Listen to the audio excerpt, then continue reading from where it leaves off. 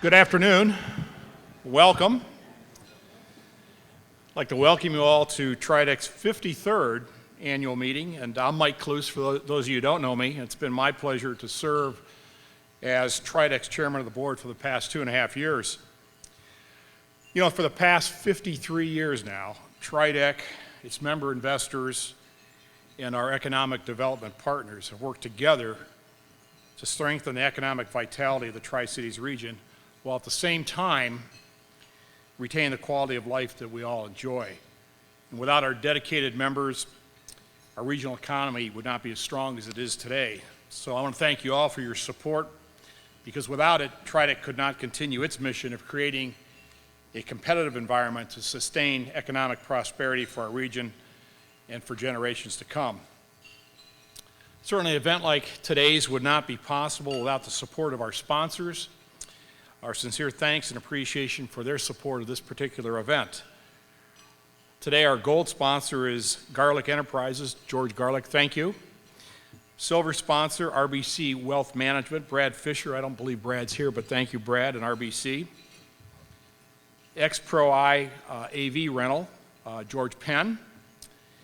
And our bronze sponsor is Benton PUD, Chad Bartram. I know Chad's here.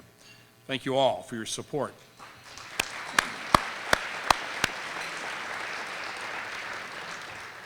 So now it's my pleasure to introduce our President and CEO, Carl Adrian, who's going to give us a brief recap of 2015, which really was a stellar year for Tridec. Carl?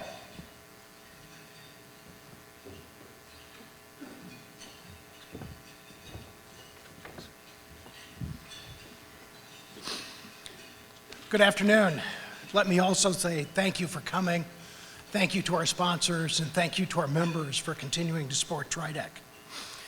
I think most of you are here today to really hear our guest speaker, Ted Baseler, and not me, so I'm going to be brief with my remarks this afternoon. But as Mike pointed out, 2015 was an incredibly important year for Tridec and the Tri-City community.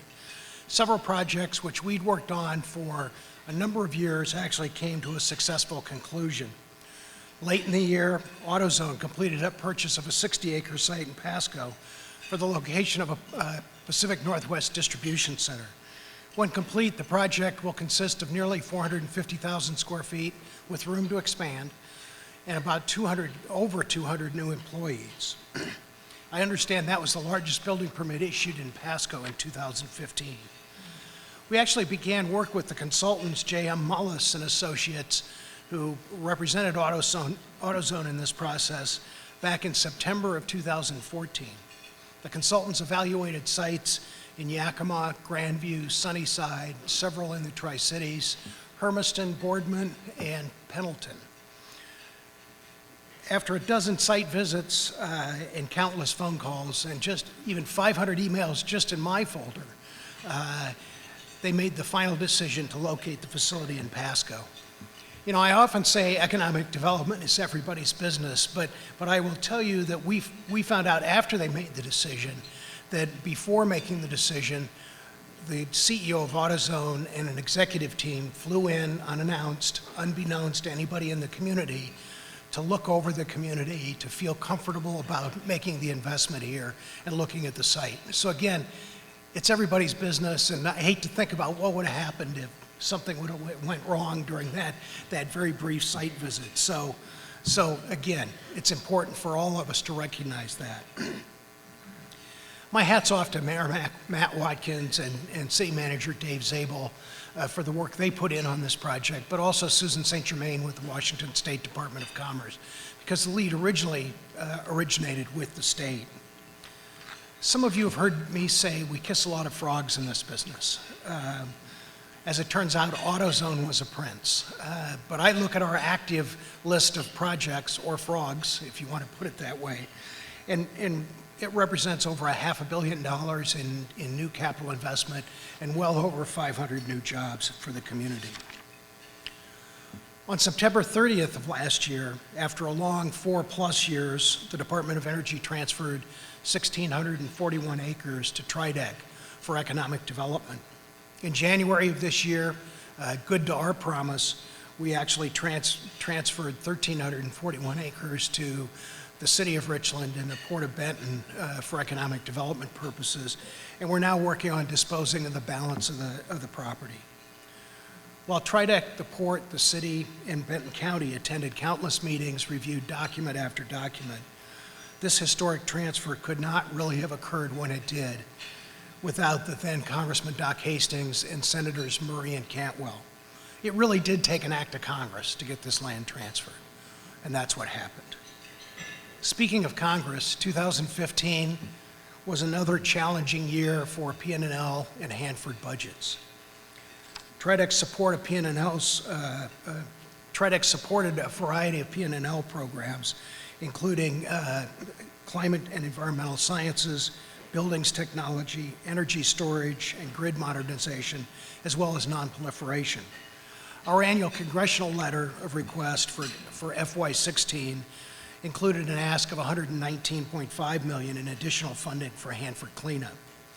The spending bill passed by Congress included $79 million over the president's budget.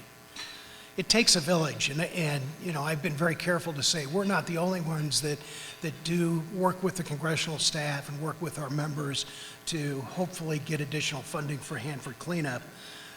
But we have to say thank you to Senators Murray and Cantwell and Congressman Newhouse for their efforts in Congress to bring that funding to the Tri-Cities and to Hanford cleanup. After consciously focusing our business retention and expansion program on the food and beverage industry, we launched last year our first ever food and beverage expo. We call it Fabrio Expo.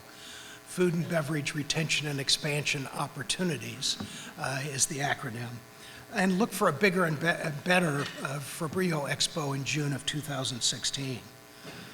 The effort to establish the Mid-Columbia as a gateway to the Pacific Rim for food and beverage companies resulted in us signing an MOU with the Hong Kong Trade Development Council late last summer, and then in the fall, a similar signing with the government of Inner Mongolia. Members will be, I want to say members are going to be receiving an annual report in the mail in the next few weeks, so that will kind of also review some of the comments I've just made. I'm going to close by reminding you that Tridec is really the only local organization that focuses on the economic growth of the entire community. We're also the only organization that has a consistent track record in successfully lobbying for federal dollars for PNNL and Hanford.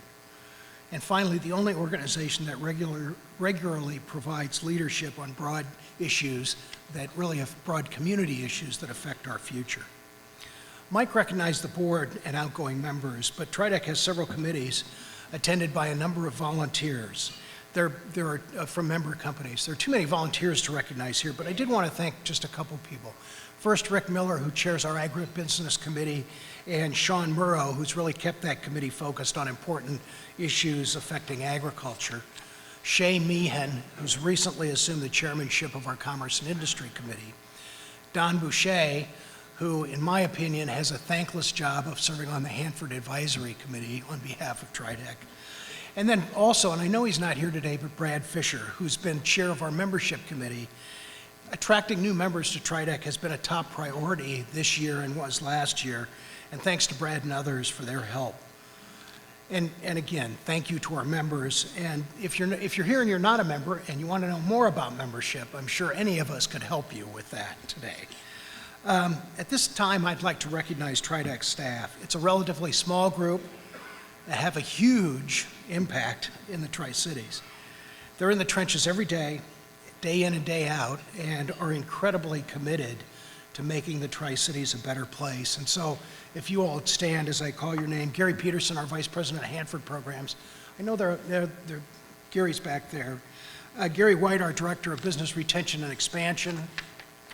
Kayla Pratt, our Membership Director and Communications Director, and Kayla's currently on maternity leave, and we saw her brand new little girl in the office yesterday, so that was neat.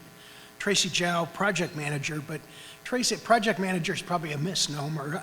Tracy's the webmaster, the social media expert, the graphic design person, and a whole host of other things.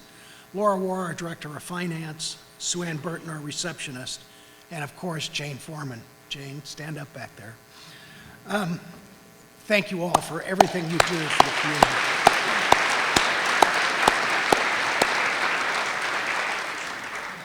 Just a final comment. Some of you may know that Tridec provides some office space for some outside agencies, and Rebecca Weber, who is an international trade specialist with the Washington Department of Agriculture, actually has her office and base of operations at Tridec. And then also the Small Business Development Center, staffed by Bruce Davis, is located at Tridec, as is SCORE, the Service Corps of Retired Executives.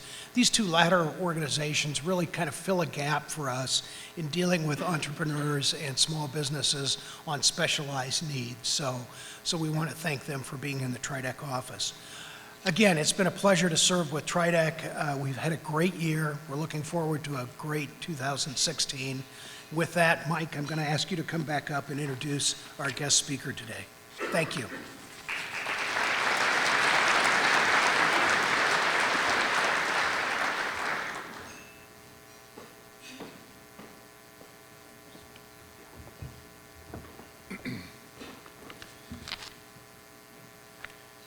You know, before I introduce our keynote speaker, I think we all ought to give Carl a big round of applause for a stellar year. You know, Carl bleeds Tri-Cities, and he puts a lot of time and effort, and you can see the results this year. And too often the boss kind of gets looked over in terms of recognition, but he does a tremendous job, and certainly I've enjoyed working with him over the past several years. Carl, thanks. Great job.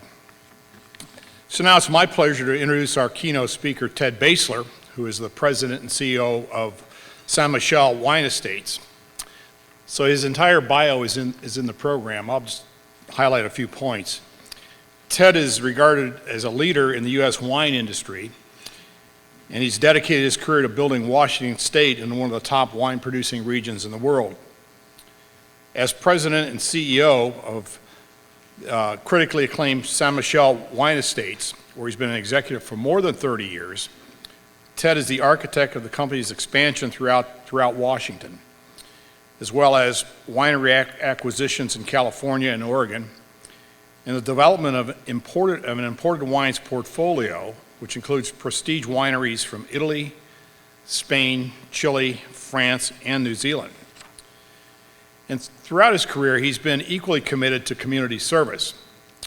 He's held board positions for the Washington Roundtable, which is where I got to know Ted and was able to work with him when I was a member of the Roundtable. Also challenged Seattle, the Washington State Wine Commission, Washington Wine Institute, and Seattle Children's Hospital. So really committed to the community as much as to his own profession. And he's one of Washington's leading higher education advocates. Ted's been appointed by the governor to serve on the Washington State University Board of Regents, where he's actually served since 2006, including a year as its chair.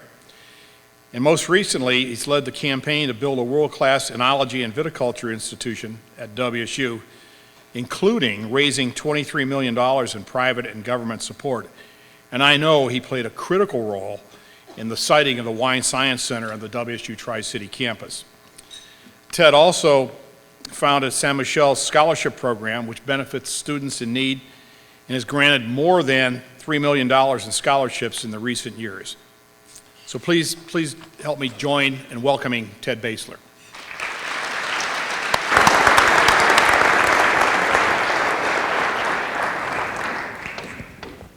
Thank you.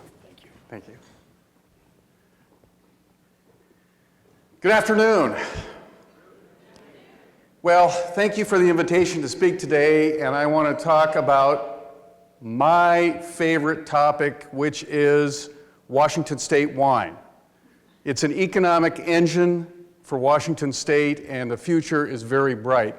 Today, I'm going to talk a little bit about history, our business philosophy, and then a few projections about the future of the wine industry in Washington, which indeed is very exciting. So our business approach is a little different than other people in the wine industry. When you look at the world of wine, it's very fragmented. There are 2.2 million wineries in the world. About 10% are commercially viable, but there are relatively few high-quality large wine companies. And it's quite fascinating when you look at, if you say 2 million cases, predominantly premium price, which means over $9 a bottle, there are only 8 in the world. And I'm happy to say we have the first position in those top 8. As we developed the company, we would observe these other large companies, and as they grew, they lowered prices and they dumbed down their products. Then they would go out and make trophy acquisitions at very high multiples of wineries, and then they would regret the investment they made in these wineries, and as a consequence, they would sell off the vineyard, sell off the winery, they would get rid of the winemaking team and make it in some big manufacturing plant. And we would see that, and it would be this failure after failure. We said, there's got to be a better way. So we have developed an approach that I call the string of pearls, that each one of these wineries has its own identity. It has its own legacy, its own winemaking staff, its own building, has its own estate vineyard, and its own reputation. And we let them run pretty much autonomously.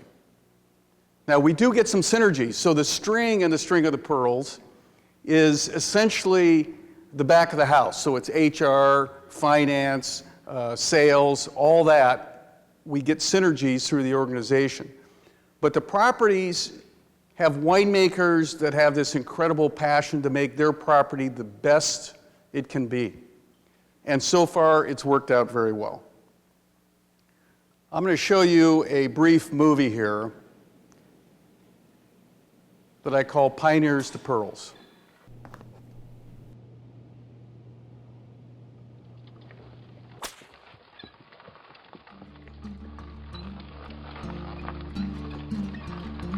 Back before there were rolling hills covered in beautiful vines, this was a harsh place. It had all the right elements: soil, sun, water. Eastern Washington was yet undiscovered, raw, but the pioneers saw opportunity and had a vision. One man in particular had a crazy idea, or some might call it courage. He planted grapes in the Yakima Valley and began to cultivate a wine industry in Washington. Where? That's right, Washington. Risky? Well, that's what true pioneers do. They forged ahead with hard work, dedication, optimism, combining their own knowledge and passion with the expertise of others. It led to the first vintage.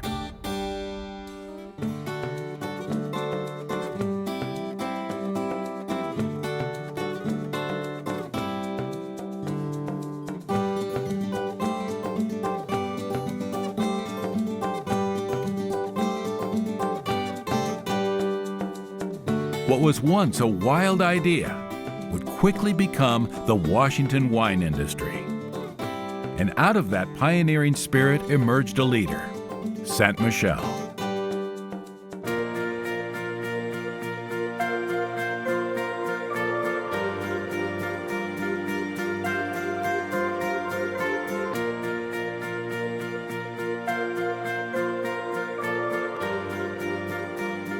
A collection of leading wineries with rich histories and accolades would join the Saint Michel family. At the same time, we forged partnerships across borders and continents. With a vision to take on the world, a string of pearls that shines individually and collectively.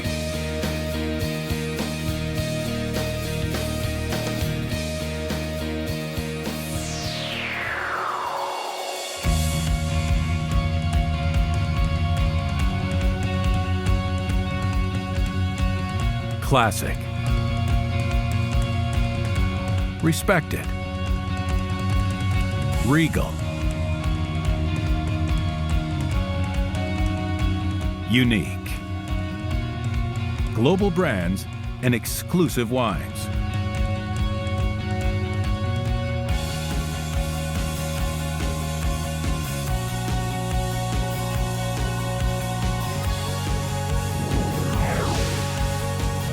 That's Saint Michel Wine Estate.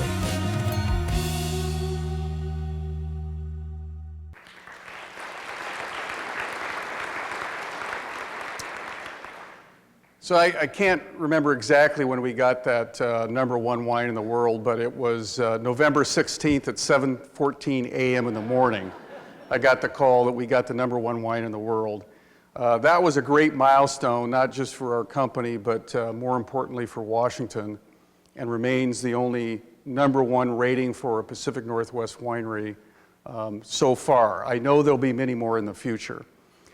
It's kind of interesting when you think about the history of Washington, and I'm just going to go back to 1967. And at that time, there were 7 wineries in Washington state. About 640,000 cases of wine were sold. 88% was fortified dessert wine, also known as Skid Row wine, and fruit wine.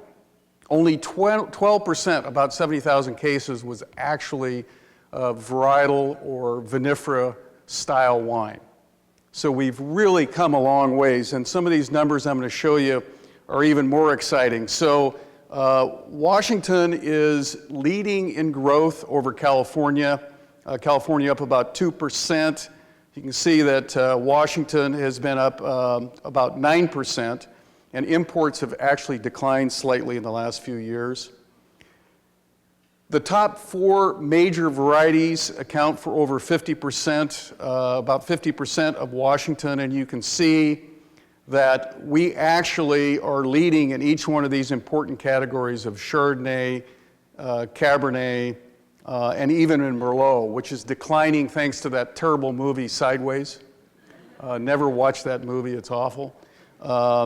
But Washington Merlot continues to grow, which is very positive. And then people talk about all these great regions of the world and how well they do in the U.S. market. The fact is that Washington sells more wine in the U.S. than New Zealand, France, Chile, and Oregon. And only Italy and Australia are ahead of us in sales in the U.S. And of course, California. Here's another important factor, and while Washington doesn't have the highest priced wines in the world, when you look at it from a supermarket standpoint, actually Washington wines sell for almost $10 versus $6.50 for California, and that's really important to retailers because they want higher priced wines. And Washington also, wines respond well to promotion. Looking at percent of 90 plus scores, and unfortunately this just changed. Washington has led the world in percentage of wines tasted with 90 plus scores, and Oregon just snuck in front of us just last year. And then you look at from a price standpoint, the average 90 plus rated wine of Washington is 47, so it's the lowest price of the major regions. So when you think about Washington wines, they're growing faster than the category. We sell more bottles than other leading regions. We attract more premium adult consumers, and we have superior quality. It's a winning combination and leads to some great optimism. Now I want to show you this chart just briefly to show you how we do in these major varieties. So 8% of all premium wine sold in the U.S. is Washington. That used to be 1%. If you look at by variety, you see that 10.6% of Cabernet sold is from Washington. So it's an index of about 133. Merlot, 19% is Washington, which is very, very good. Syrah and Shiraz, 11.2%, so we're stronger in the index, although that's a very weak category right now, as you can see, off 9%. Other red blends, so that's just a blend of varietal wines, we're at 6.2, so we're under-indexed. And then Riesling, 51.4% of all Riesling sold in the United States in the premium category is from Washington State. That means we only have 49% of the way to go. Chardonnay, 10.7, so we do very well in that category. And then a little weak in Sauvignon Blanc and Pinot Gris or Pinot Grigio. So it's kind of interesting to see where the strengths of Washington have been and what we're projecting for the future. So we've had some great acclaim in the last year. These are just a few of the items. Some great ratings from the Wine Advocate, the Wine Spectator. We had a Wall Street Journal reporter come through the winery last summer at Chateau Saint Michel in Woodinville, and it was a little frightening because she wanted to know everything about our guest services and the tour guides. She wanted their salaries, she wanted their benefits, she was asking all these Wall Street Journal questions, and I thought this could be dangerous. And she wrote this story, which was the inside of a winery tasting room, and I thought, that's an ominous headline, and it turned out to be the greatest testimonial why you want to visit the winery that I've ever seen. So once again, you got to give the journalists what they want so they write good stories and you cooperate. I'm going to get into the Wine Science Center momentarily, but a great article in the Seattle Times. And Chateau Saint Michel was named Winery of the Year by Wine and Spirits magazine for the 20th time, the most of any winery in the U.S. Forbes magazine writing about the rise of Washington wines and how it's gone from 20 to 850 wineries, over a billion in revenues. There's a lot of talk about millennials, and people are very concerned that millennials are not wine consumers. And I have to say, having a millennial daughter, I can tell you that's not true. And in fact, what we're seeing with millennials is they have craft spirits, craft beer, import beer, cider, and wine. And a lot of baby boomers in their early 20s were not drinking any wine. And if they were, it was Blue Nun and Riuniti and bad wine. So what we're seeing is this transition where millennials are having quality wine in their repertoire set. And as they get older, I project that they will significantly increase their wine consumption.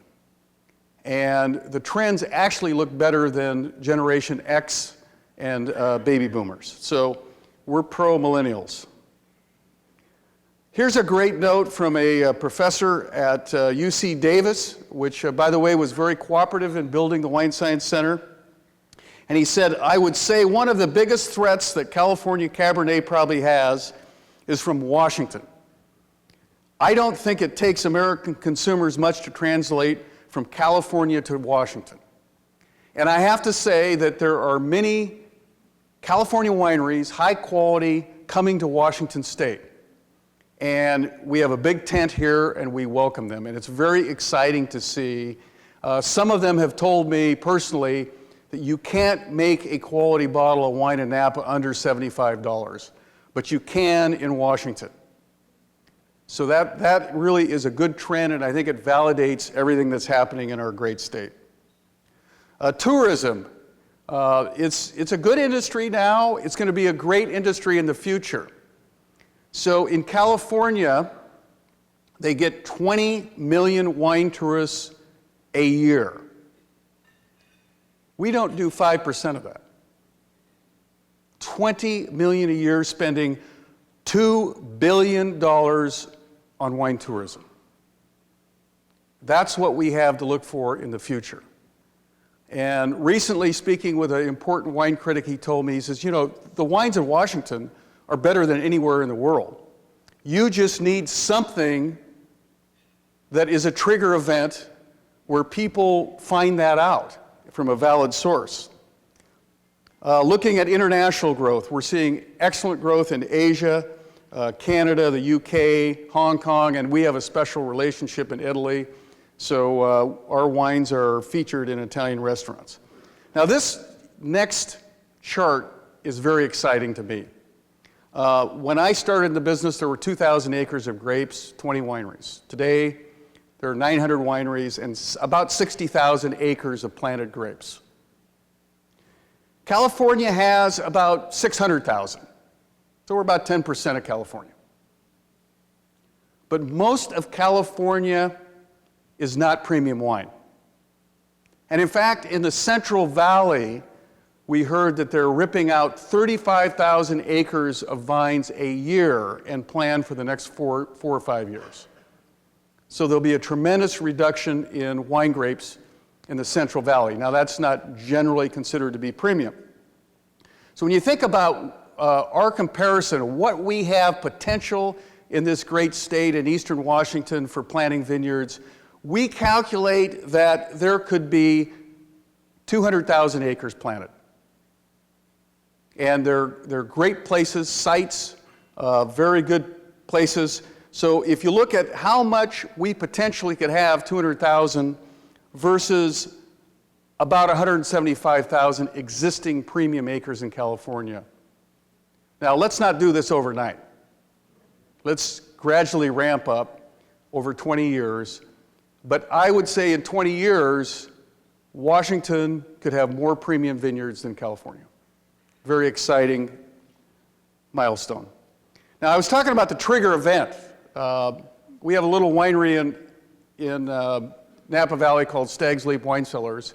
And 40 years ago this year, a British wine merchant who had a wine shop in Paris decided that he was going to have a grand tasting, and he brought Napa wines, brown bags, with these wine critics in Paris. And they blind tasted the best Burgundies, white Burgundies, and the best of Bordeaux against these Napa Valley wines. There just happened to be a Time magazine reporter sitting in there who just came to get some free wine, and he chronicled this event where, shocking to everyone in the world, because French wines were here and everybody else was down here, the critics, the French critics in Paris, selected the Napa Red, which was Stag's Leap #1, and the Napa Chardonnay, #1 in the white category, beating the French. And of course, they were disgusted, and Steven Spurrier is no longer welcome in the country of France, for obvious reasons. But we need this trigger event. We need something to show the greatness of Washington wines. So then, thinking of the future and really putting us in a place to be competitive around the world, there is no great region that doesn't have a great wine science center or institute committed to research and education. And now we have this at WSU Tri-Cities. We're very excited. This is absolutely state-of-the-art. There is nothing more technologically advanced in the world than the WSU Wine Science Center. And I would also add that the people at UC Davis were phenomenally collaborative and gave us all the do's and don'ts, which is something you generally don't see in academia. But they were wonderful, and we really appreciate all their good guidance and counsel on this. This is going to make a huge difference. It's really important to have research to prevent potential future calamities in the vineyards. It's important to hire and train highly educated leaders in winemaking and viticulture.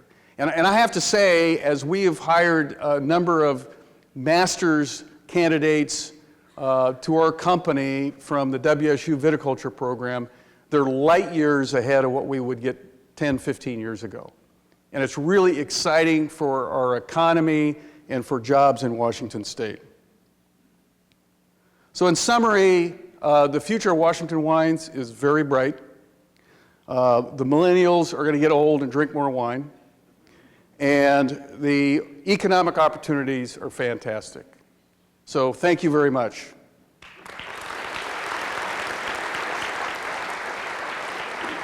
Questions? I'd be happy to answer a few questions if anybody has any.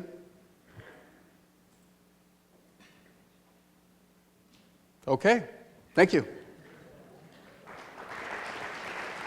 Oh.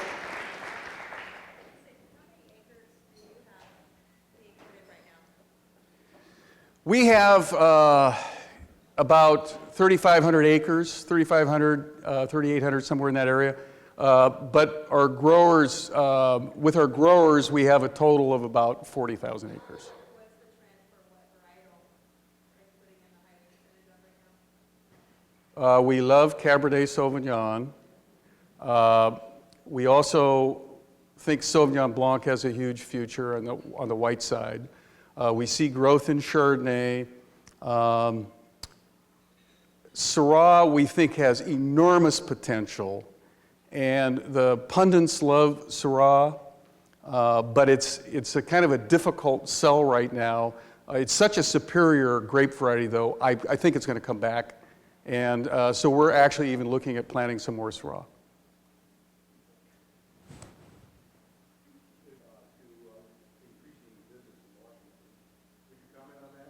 Sure. The question was about climate trends, and would that be beneficial here in Washington State? And as you know, it's pretty warm already. And I think we're seeing that our harvest recently, and we have 4 vintages of the century already in a row, 12, 13, 14, actually 15 was a great vintage, so they're all vintage of the century. And we think that the increased heat units and early bud break have actually been to an advantage. So, you know, as long as it doesn't get too hot, what we're seeing now are positive trends for Washington wine. One of the reasons they're ripping out vineyards out of the Central Valley is that jug wines are declining.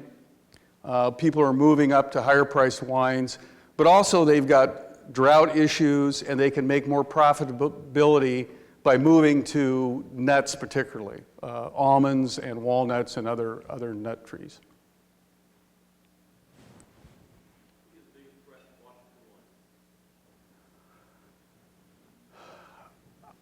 I think we're just fantastically positioned. You know, the threats would be more from, I think, from a viticultural standpoint, and whether, you know, we had some issues in the vineyards that could be catastrophic. So I think it's more the pests than competitors, which sometimes are also pests. But I think Washington has a very, very bright future, and that we don't have, I mean, the one concern with regard to the growth of the industry to get to that 200,000 acre vineyard mark is water. You know, we have to have access to water to expand our vineyards. So Gallo recently acquired a major acquisition in Washington State. Do you see that changing the Washington wine industry at all? It's a good question. It was regarding Gallo acquiring. I think they're very bullish on Washington and have looked at expanding investments here. The winery they bought was Columbia. They changed the packaging. They did some things. I'm not sure that that's going to have the efficacy to grow to a level that's going to give them further ambitions. We'll see, but it's a big tent, and there's plenty of room for Gallo and Duckhorn and Cake Bread and all these other fine companies that have come here. Since I'm married to a man who came to Washington State to make wine based on the back of your label with the latitude line on it back in the early mid-'70s, I think I speak for all of our wineries here at my table at least.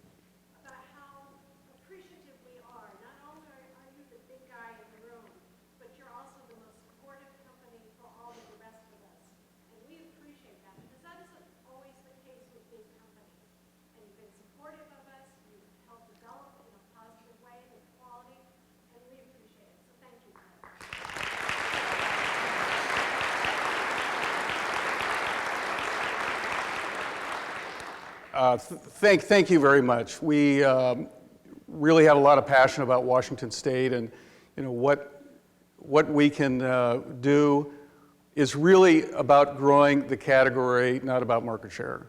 And we just think the future's so bright. There's room for everybody. So thank you very much. All right, thanks. Thank you. So Ted, thanks. Very exciting indeed. I know I drank my share of Blue Nun and Rio Niti. I hadn't heard those words in a long time. Tells you how old I am. Anyway. So again, thank you all for coming, and I would like to thank our sponsors, Garlic Enterprises. George, thank you. RBC Wealth Management. I know Brad's not here, but we thank him profusely. X-Pro I Audiovisual Rental, and Benton PUD. And really, thanks to all of you, our members, who support everything we do at Tridec. We couldn't be successful. We couldn't have the year that we had this past year without your hearty support. We thank you for all of that. Enjoy the rest of your day. Thank you.